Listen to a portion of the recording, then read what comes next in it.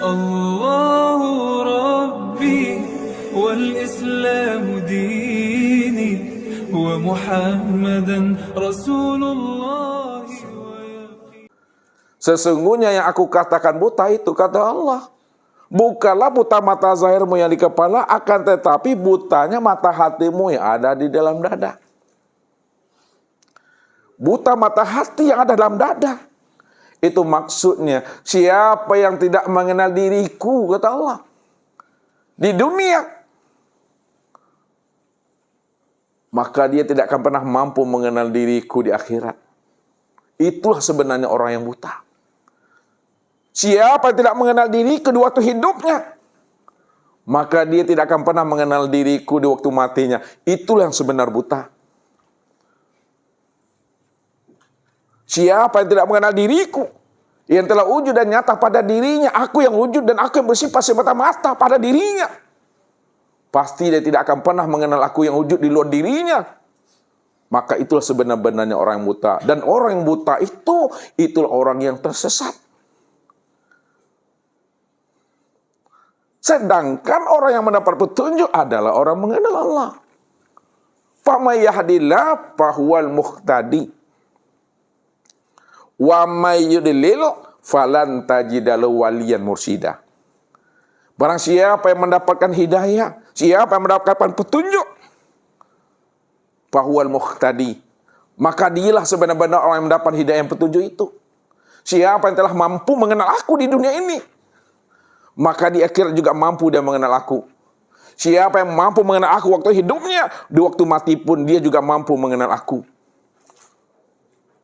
Maka dialah sebenar-benarnya orang yang mendapat hidayah yang petunjuk itu.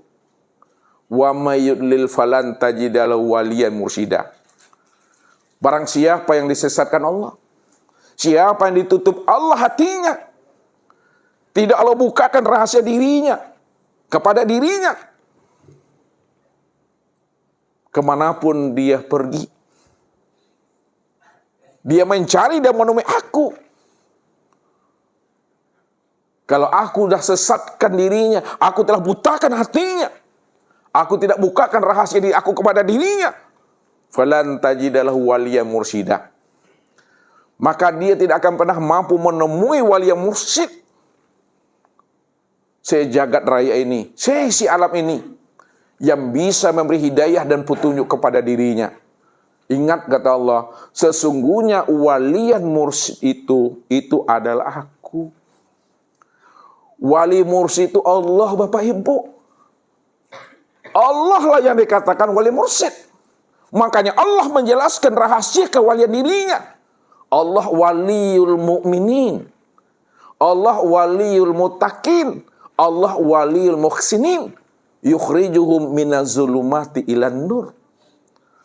Allah itu wali bagi orang mukmin, wali bagi orang yang bertakwa, wali bagi orang-orang yang berbuat ihsan. Maka dialah yang mengeluarkan kegelapan yang ada dalam hatimu, lalu dimasukkan Allah nur ke dalamnya. Itu yang disebut namanya Allah bukakan rahasia kegoiban dirinya kepada hamba yang dikehendakinya. Maka hamba yang Allah bukakan rahasia dirinya kepada dirinya, maka hamba itulah yang disebut hamba yang telah mendapatkan namanya ilmu laduni. Ilmu laduni, Allah yang mengajarkan dirinya kepada hamba itu. Itulah yang Allah maksud. Faman yahdillah fahuwal muhtadi itu. Barang siapa yang aku beri petunjuk, aku ajari dia siapa aku sebenarnya, maka dialah yang mampu mengenal aku. Maka disitulah dijelaskan oleh baginda Rasul kepada kita ini, araftu rabbi bi rabbi. Aku kenal Allah karena Allah. Aku mengenal Tuhan itu karena Tuhan. Kalau bukan karena karunia-Nya, kalau bukan rahmat-Nya, kalau bukan karena cinta dan kasih sayang-Nya, maka aku tidak akan pernah mengenal akan Tuhan itu. Begitu juga kita Bapak Ibu. Walaula murabbi ma'araftu rabbi. Kalau bukan murabbi, kalau bukan mursyid, kita juga tidak mampu mengenal akan Allah itu. Lalu siapa mursyid? Siapa Allah? Sedangkan mursyid yang sebenar-benarnya, yang bisa memberi hidayah petunjuk itu adalah Allah. Maka disitulah kita mampu memahami siapa mursyid yang sebenar-benarnya, yang telah wujud dan nyata rupa insan kapasitasnya sebagai para nabi, para rasul, para aulia ilah. Ini yang mesti dipahami. Inilah orang yang mendapat hidayah itu. Makanya disebutlah dia orang yang minal aidin wal faizin. Orang yang telah kembali kepada Allah. Orang yang telah menemui Allah. Orang yang telah berjumpa Allah. Dialah orang yang beruntung. Dialah orang yang mendapat hidayah petunjuk itu. Nah, mudah-mudahan Bapak Ibu semua sudah mampu mengenali akan sejati diri Bapak Ibu. Sehingga Bapak Ibu tetap selalu dalam keadaan fitrah sampai habisnya usia umur ini. Awalnya Allah, akhirnya Allah. Yang datang Allah, yang kembali kepada Allah. Kalau yang datang Allah, yang kembali juga Allah. Makna di balik kalimat itu sebenarnya Bapak Ibu, Allah tidak pernah datang dan Allah tidak pernah kembali. Ini yang mesti dipahami. Maka pahamilah makna kalam Allah yang sesungguhnya. Kalam Allah yang sesungguhnya lebih tajam daripada pedang, lebih keras daripada batu. Mana yang dikatakan kalam Allah yang lebih tajam daripada pedang, lebih keras daripada batu? Itulah kalam Allah. La sautun wala harpun. Tidak ada lagi kata dan suara. Itulah makna diam. Itulah makna hening. Kalau kita sudah diam, kalau kita sudah hening, maka orang yang diam dan hening itu orang yang lebur, orang yang fana, orang yang sirna di dalam kehampaan dan ketiadaan. Makanya tidak ada kata dan suara. Itulah makna kalam Allah yang dahsyat itu Bapak Ibu. Mungkin malam ini Bapak Ibu baru tahu ini. Karena inilah makna yang sebenarnya. Kalam Allah itu. Itulah kalam yang qadim. Maka kenalilah siapa yang fitrah pada diri, siapa yang suci pada diri, supaya kita tahu bagaimana memahami makna Idul Fitri yang sebenar-benarnya. Ini rahasianya, ini jalannya Ustaz bukakan Bapak Ibu. Ya. Bisa Bapak Ibu tilik, adakah di Bapak Ibu nanti di sini ketika Ustaz tulis. Makanya Ustaz selalu berkata kepada Bapak Ibu, kalau Bapak Ibu mampu menceritakan diri Bapak Ibu, maka ada putus gaji namanya. Siapa yang mampu menjelaskan dirinya awal sampai akhir, maka dah putus gaji namanya. Ya. Keputusan gaji itu letaknya di mana itu? Gina. Agak gina lagi. Ini matanya pemedang pada Rani, tapi mulutnya ngomong sama gina ini. Ha. Beda pula Ustaz ini. Kepada gina lagi. Keputusan kaji. Nanti kalau orang mengaji, disebut keputusan ilmu, tak begitu. Keputusan kaji. Kalau orang sekarang, keputusan ilmu itu di mana letaknya? Halo. Bantu Linda. Binda bila aja melayan lah. Insya Allah. Untuk ada insya Allahnya. Pada diam. Itulah masalahnya. Bu Wi, bantu. Keputusan ilmu letaknya di mana? Atau keputusan kaji. Itu yang lebih menggigit bahasanya.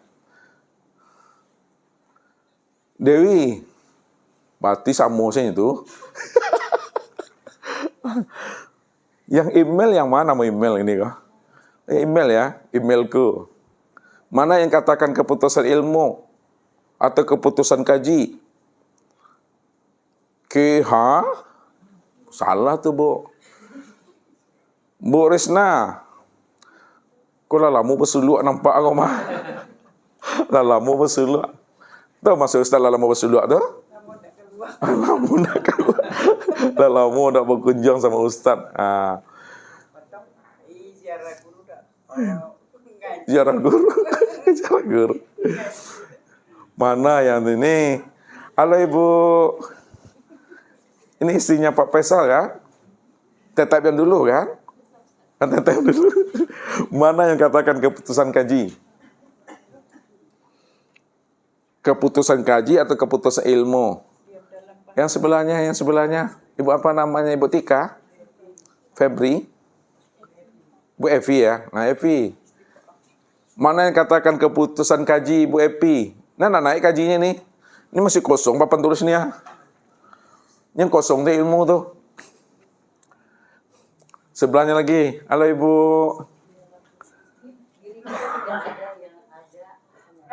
Oh, benar tuh Bu. Di Ibu nggak ada yang ada hanya Allah. Tapi bukan itu yuk jawabannya. Ustaz balik lagi kepada Pak Haji Zainuddin. Bismillahirrahmanirrahim. Kalau keputusan ilmu itu yakin. Keputusan kaji mengenal Allah. Keputusan ilmu dengan keputusan apa tadi? Kaji. Udah. Sebetulnya masih kalimat yang sama, tapi cara penyampaiannya berbeda dia.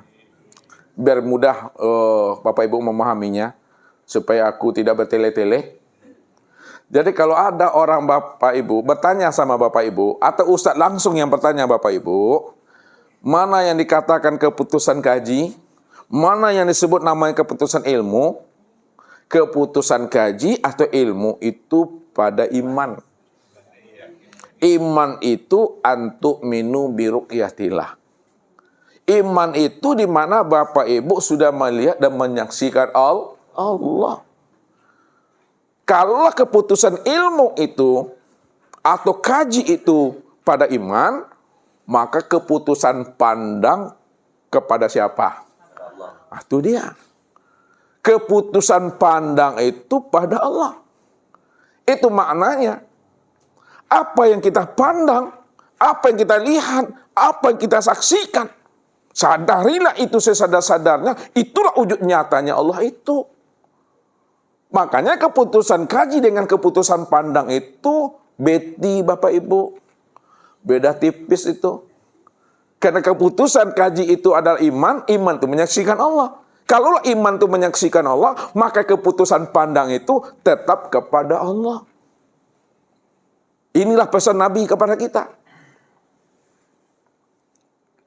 Man nazara ila syai'in malam yarallaha fihi fahuwa batil. Barang siapa yang bisa menyaksikan sesuatu, lalu dia tidak mampu memandang Allah pada sesuatu itu pandangan yang berdosa. Belum putus kaji namanya tuh. Tapi pandangan yang putus itu, pandangan yang mampu memandang Allah pada segala yang wujud. Sesungguhnya segala yang wujud, itulah sebenarnya nyatanya akan wujud Allah itu. Dalam bentuk rupa yang berbeda, wujud yang lain. Itu namanya keputusan pandang. Maka kita mesti mampu memahami. Yang dikatakan keputusan kaji dan keputusan pandang itu hanya kepada Allah. Kita lihat di sini. Bagaimana cara menyikapi dan memahaminya itu.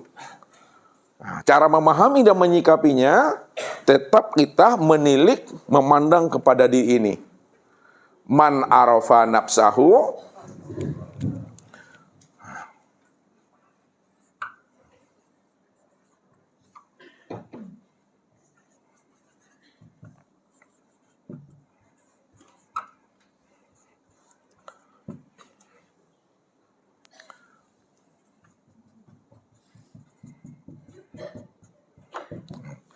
man arafa nafsahu faqad arafa rabbahu. Man arafa nafsahu apa artinya? Siapa yang kenal dirinya, faqad arafa rabbahu, maka kenallah Tuhannya, kenallah Robnya. Sekarang pertanyaannya, man ana? Nah, itu pertanyaannya itu, siapa aku ini yang sebenarnya? Man arafa nafsahu. Siapa yang kenal dirinya? Itu dia. Mana yang diri kita? Nah, ini kita buat mana yang sebenar-benarnya diri Bapak Ibu tuh. Nah, ini. Makanya menilik ini kepada diri. Jangan keluar diri. Man talabal maula bi ghairi nafsin faqad dolalan baidah. Barang siapa yang ingin mencari dan menemui Allah di luar dirinya, tidak pada dirinya, itu maksudnya tuh. Di luar dirinya, tidak pada dirinya. Faqad dolalan baidah, maka dia telah berada pada kesesatan yang sangat jauh. Sama Ustaz katakan sama Bapak Ibu, masih ingat enggak Bapak Ibu contohnya ikan mencari air? Ketika ikan ini ingin mencari air Bapak Ibu, ikan ini hilir mudik, mondar mandir, kainyak kainin. Tahu itu artinya tuh memang. Kainyak kainin, hilir mudik, mondar mandir. Nah, mutar-mutar. Sudah 7 hari 7 malam, ikan ini mondar mandir Bapak Ibu, ingin mencari air. Ketika itulah dia berpapasan dengan sahabatnya yang bernama tunggul kayu yang ada di dalam air itu. Tanpa disadari oleh ikan ini, rupanya tunggul kayu ini sebagai sahabatnya sudah memperhatikan ikan ini 7 hari 7 malam mondar-mandir. Dalam bahasa sahabatnya, pasti ada sesuatu yang ingin dicari oleh temanku ikan ini. Nanti kalau dia ke sini nanti saya akan sapa. Saya akan tanya. Rupanya betul Bapak Ibu. Ketika ikan itu melewati sahabatnya, tunggul kayu yang ada dalam air tadi, maka sahabatnya tunggul kayu bertanya kepada ikan, "Wahai sahabatku ikan, aku sudah memperhatikan dirimu 7 hari dan 7 malam. Dalam pandang aku, perasaan aku, kayaknya engkau ingin mencari dan menemui sesuatu. Apa benar wahai sahabatku ikan? Benar wahai sahabatku tunggul kayu, aku sudah 7 hari 7 malam ingin mencari dan menemui air, tapi air yang aku cari tidak kunjung aku temui." Lalu tunggul kayu itu diam, senyum. Ketika dia senyum, barulah dia berkomentar. Apa kata sahabatnya? "Wahai saudaraku ikan, kalau engkau ingin mencari dan menemui air, tak perlu kamu mondar-mandir, hilir mudik, kainyak kainin, ya, untuk mencarinya. Cukuplah kamu, ya, ikro ke dalam diri. Senter ke dalam diri, tilik ke dalam diri. Hendaklah kamu berwukuf ke dalam diri. Kalau kamu mau berwukuf ke dalam diri, mau itikaf ke dalam diri, mau kamu masuk ke dalam gua Hira, mau kamu masuk ke dalam gua Kahfi, mau kamu berada dalam lembah tua, mau kamu berada dalam Masjidil Haram, insya Allah pasti kamu akan mampu menemuinya." Kata siapa tuh? Tanggal tunggul kayu tadi. Baiklah saudaraku tunggul kayu, mulai saat dan detik ini aku tidak kemana-mana. Aku akan ikro ke dalam diri. Aku akan menyenter dan menilik ke dalam diri. Aku akan berwukuf ke dalam diri. Aku akan masuk ke dalam gua Kahfi. Aku akan masuk ke dalam gua Hira. Aku akan berada selamanya di lembah suci.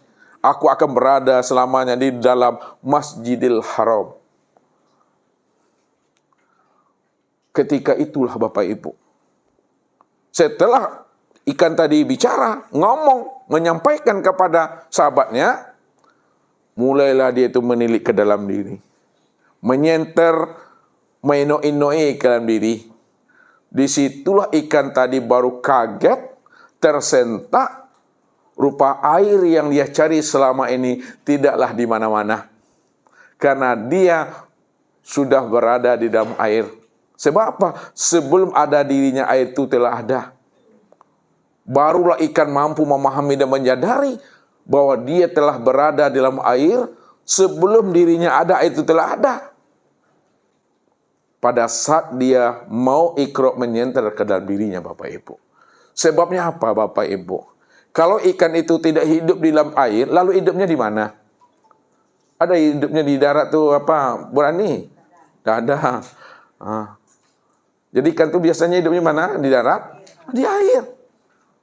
Baru dia sadar air yang dia cari selama ini tidak di mana-mana.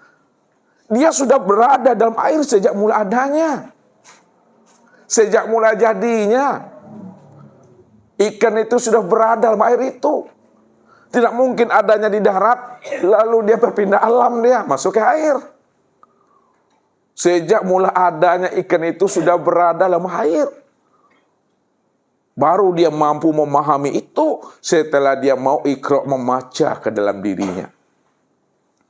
Begitulah sebenarnya kita Bapak Ibu. Kalau kita mau iqra menyenter dan iqra kepada diri, insya Allah Bapak Ibu akan mampu menemui akan Allah yang maha besar itu. Allah yang maha dekat itu. Allah yang maha terang dan Allah yang maha nyata itu. Allah yang awal, akhir, zahir dan batin itu. Kalau kita mau iqra ke dalam diri, sama seperti ikan ingin mencari air. Makanya dikatakan, arafun nas man arafu li nafsihi. Manusia ma'rifat adalah manusia yang mampu mengenali akan sejati dirinya. Orang yang mau iqra ke dalam dirinya. Makanya kita buat pertanyaan, man ana, siapa diriku yang sebenar-benarnya? Rupanya diri kita yang sebenar-benarnya Bapak Ibu. Inilah yang disebut namanya dengan hayat.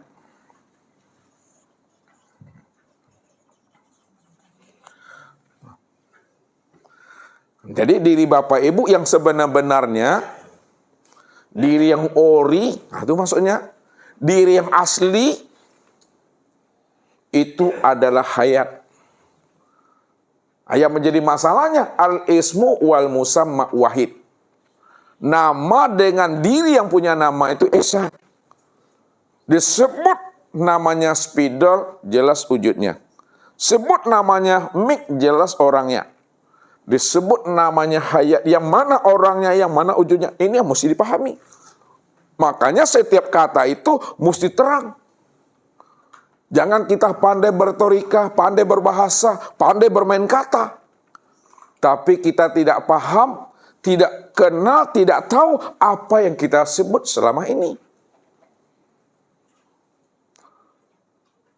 Kalau kita hanya pandai bicara, pandai bertorika dan berbahasa, tapi kita tidak mengenal orang yang kita sebut itu, sama juga artinya kita ini termasuk orang yang buta. Takicua di nantarang namanya Bapak Ibu. Ya, ini mesti pahami. Nah, sekarang mana yang hayat? Ini ya. Yang dikatakan sebenar-benar hayat itu adalah nyawa. Jadi yang sebenar hayat itu nyawa. Nyawa itu nyata wujud Allah. Oh, nyawa juga sebutan Bapak Ibu. Lalu mana yang katakan nyawa? Yang dikatakan sebenar-benar nyawa itu adalah napas.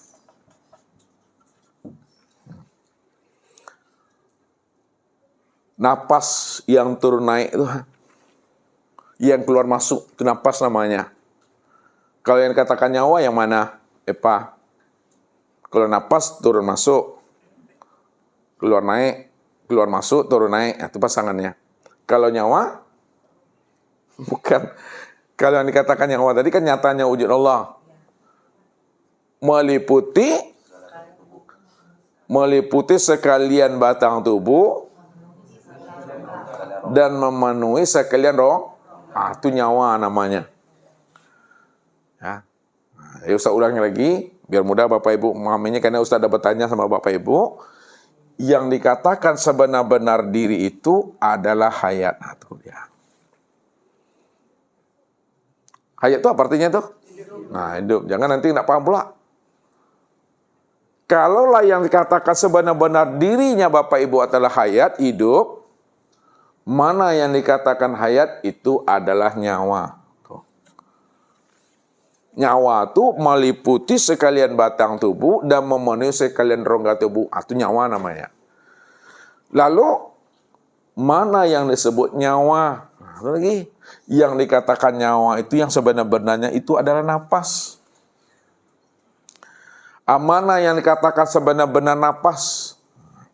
Yang dikatakan sebenar-benar napas itu adalah ruh. Rahasia wujud hu. Rahasia aku. Makanya dikatakan wa yas'alunaka 'anir ruh qul ruh min amri rabbi. Dan mereka bertanya kepada engkau hai Muhammad tentang ruh, katakan hai Muhammad bahwa ruh itu adalah urusan aku. Makna hakikatnya, mereka bertanya kepada engkau hai Muhammad tentang ruh, katakan hai Muhammad bahwa sesungguhnya ruh itu tiada lain adalah aku itu. Makanya ruh itu rahasia wujudhu, rahasia aku. Ruh juga masih sebutan. Mana yang dikatakan ruh? Yang dikatakan ruh itu, inilah yang disebut namanya dengan Muhammad.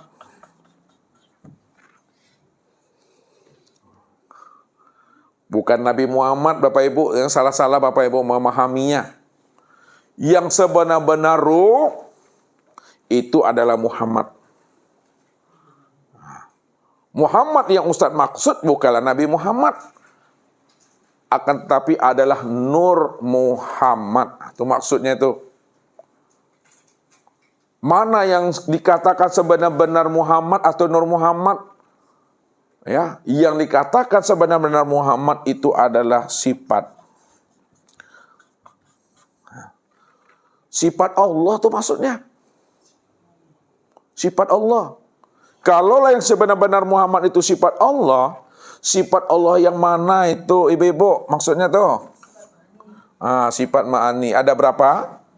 7.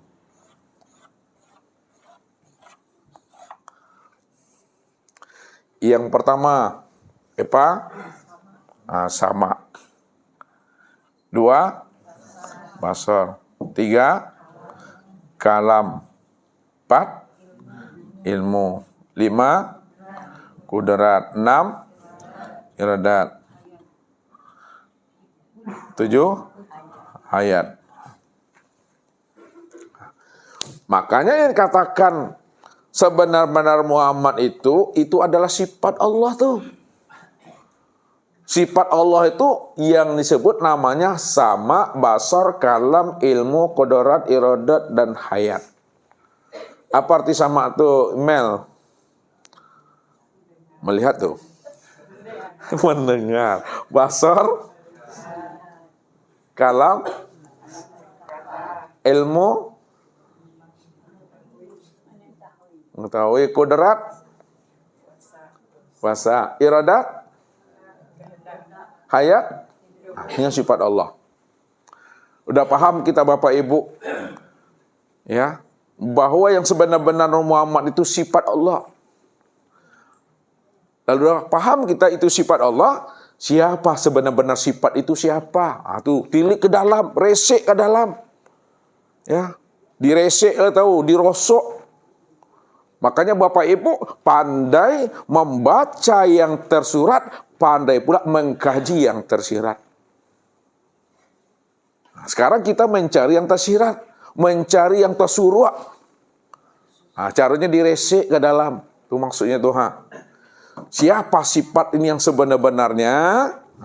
Sebenar-benar sifat itu, Bapak Ibu, yang sebenar-benar sifat itu adalah zat.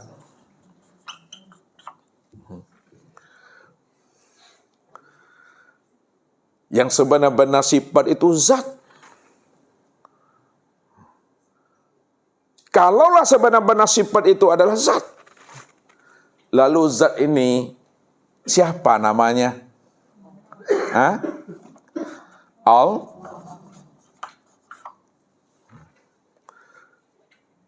Fazalikumullahu rabbukumul haq. Maka zat yang demikian itulah Allah Rabbmu yang sebenar-benarnya. Itu artinya. Kalaulah yang sebenar-benar zat itu namanya Allah, Lalu siapa yang sebenar-benar Allah itu? Yang sebenar-benar Allah itu adalah aku.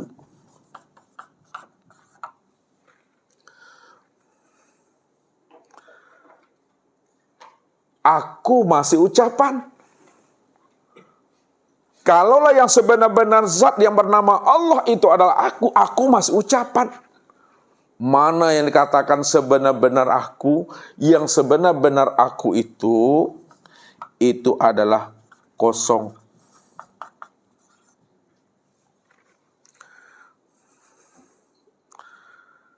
Kalaulah yang sebenar-benar aku adalah kosong, mana yang dikatakan benar-benar kosong? Yang dikatakan sebenar-benar kosong itu adalah kehampaan dalam ketiadaan. Hampa dalam ketiadaan.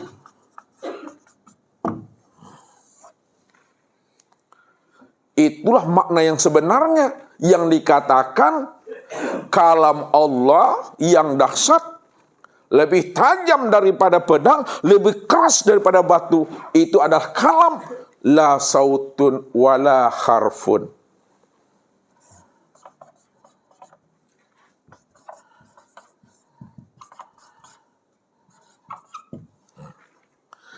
Tidak ada lagi kata dan suara di situ.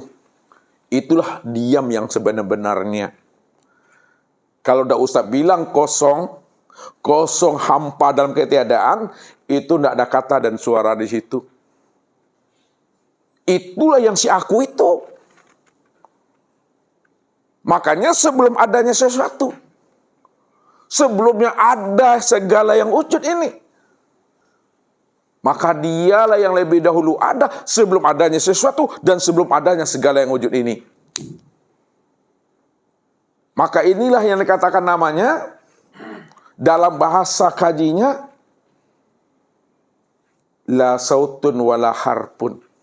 La sautun wala harpun itu ini yang disebut istilahnya la ta'yin.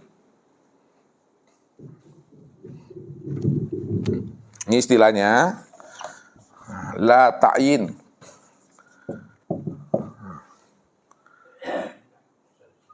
Atau disebut namanya zatul haq, atau disebut namanya zatul bihal, atau disebut namanya zatul bahdi, atau disebut namanya hu, atau disebut namanya asai. Sebut namanya wujud mutlak. Atau disebut namanya wujud hakiki.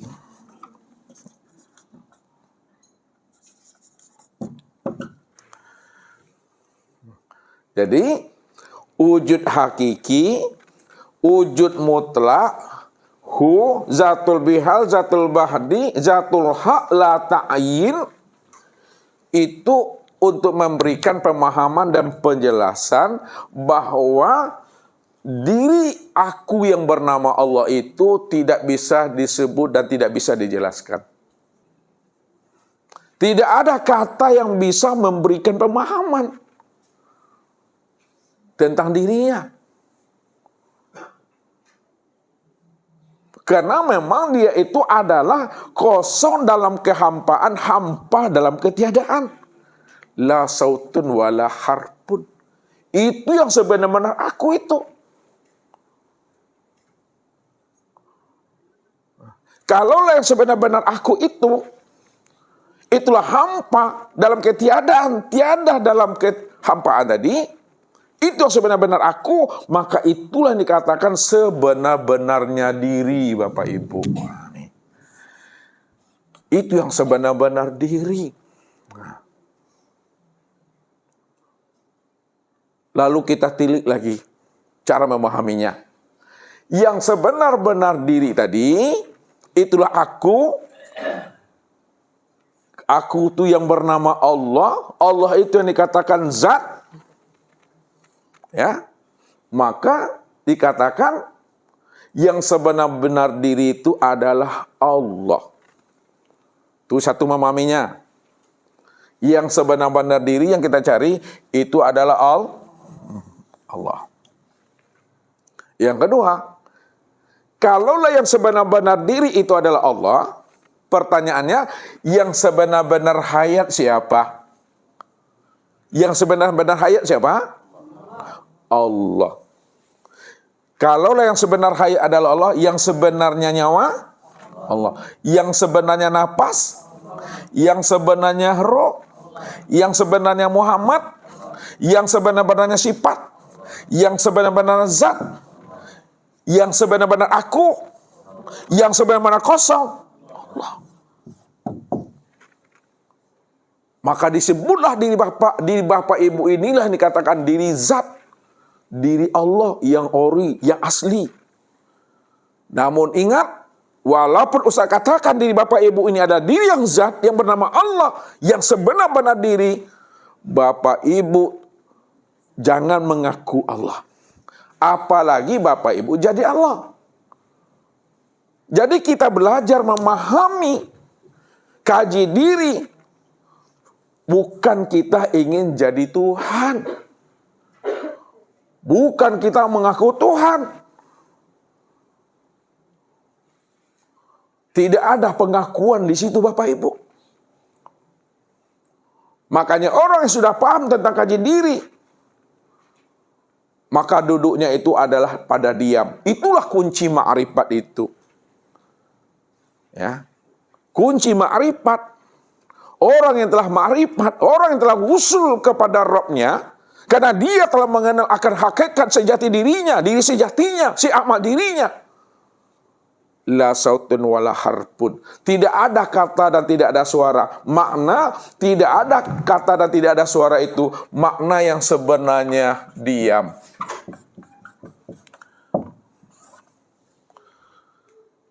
Bukan diam-diam. Kalau diam-diam bermasalah sudah. Ya. Diam di dalam paham, ya. Diam di dalam paham. Paham dalam kesadaran. Sadar dalam keimanan. Ya. Bukan diam-diam Bapak Ibu, tapi diam di dalam paham. Ada orang tidak paham, diam. Ada orang paham, diam. Jadi pahamnya kita, paham yang diam tidak paham atau paham yang diam.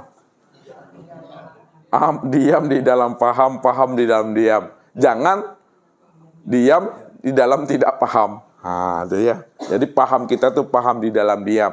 Diam di dalam paham, itu yang mesti dipahami. Allahu Rabbi wal Islamu dini wa Muhammadan Rasulullah.